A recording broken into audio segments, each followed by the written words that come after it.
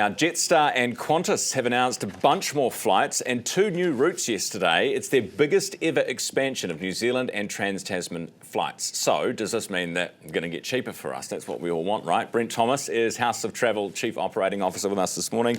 Brent, good morning. Good morning. Do you reckon we'll get, regardless of Jetstar's price point, will it bring Air New Zealand's down, do you think?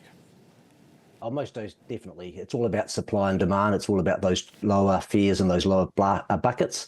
And what we are going to see is more choice. So this is a step change for Jetstar. It is great for the New Zealand travelling public, both domestically and the Trans-Tasman.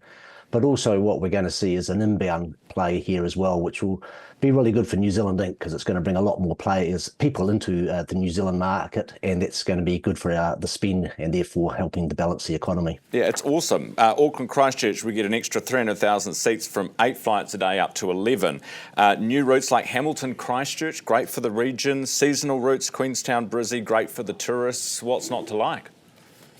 Oh, it's like all over the place. It's like I say, it's a step change. And also what it does is brings resilience into the Jetstar's network as well, because having an extra plane here, should something go wrong, that means they've got something to fall back on as well. So it is fantastic. Those flights from Hamilton to Christchurch are going to be well populated, because not only does it Hamilton, it actually brings in the whole Waikato and Bay of Plenty as well, of course. So it's lovely. It's going to be great, and we're going to see some great pricing out of it. And Air New Zealand is going to have to probably match those in some shape or form to continue its patronage. So what do you think? Can you give us rough estimates? Would it bring prices down 20%, 30%, something like that for domestic routes? It's a bit early to tell at this stage. We're just got to see how the volume settles in and how the demand picks up. But what happens is once you've got that capacity, the only way you're going to fill it is by having the pricing at the points that people want to pay. And so what we are going to see is definitely some competition on those routes where they are flying against each other.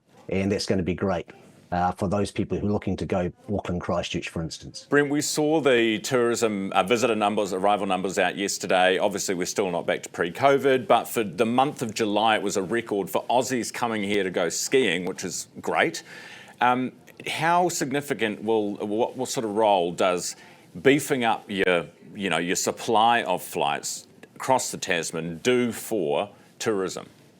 Well, there's 2 aspects to it. One is, yes, they're looking to bring the people in for the ski season, which is going to be good. But also what they are doing is extending that shoulder season. So they've got a lot more volume from that sort of October period through to May. And that's what the government has asked for, is to not only bring the people in those peak periods, but bring them in the shoulder season, which is going to extend that tourism inbound side, which is going to be great for hotels and hospitalities right throughout New Zealand.